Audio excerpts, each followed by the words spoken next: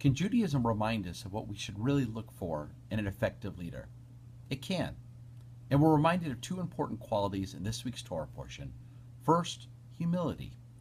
The Torah portion this week tells us that Moses was the most humble man that ever lived. Why?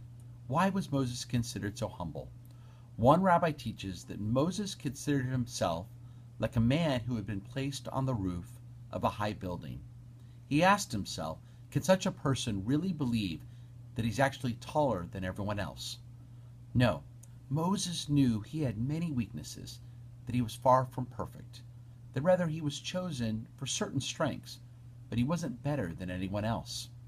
The story is told of a king who decided to be humble and modest.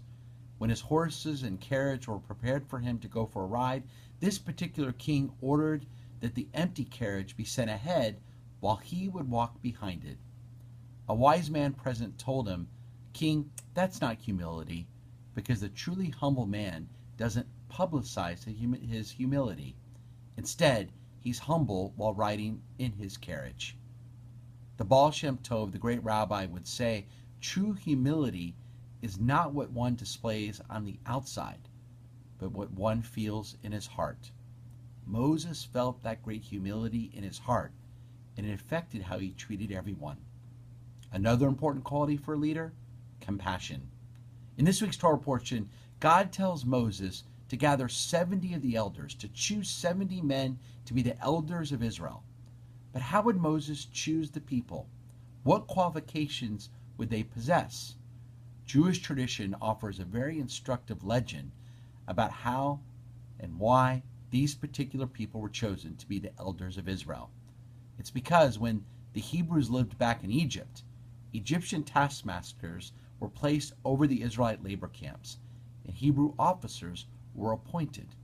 The Egyptian taskmasters demanded the daily quota of bricks, but when that quota was not met, the Egyptians started punishing the slaves, wanting to know where were the bricks. These particular Hebrew officers came forward and would say, we're to blame. It is we who deserve the punishment, not the people. We are at fault because we did not encourage the slaves to work hard enough. The Hebrew officers then accepted the lash of the taskmaster's whip and bore the people's pain.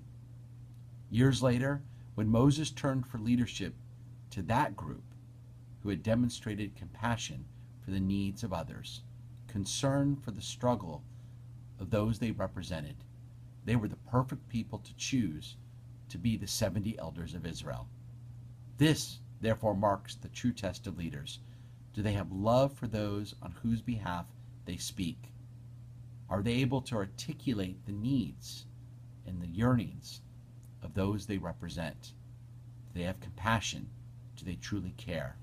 Humility and compassion, two of the most important characteristics that define a leader, that we're reminded again of in this week's Torah portion. Shabbat Shalom.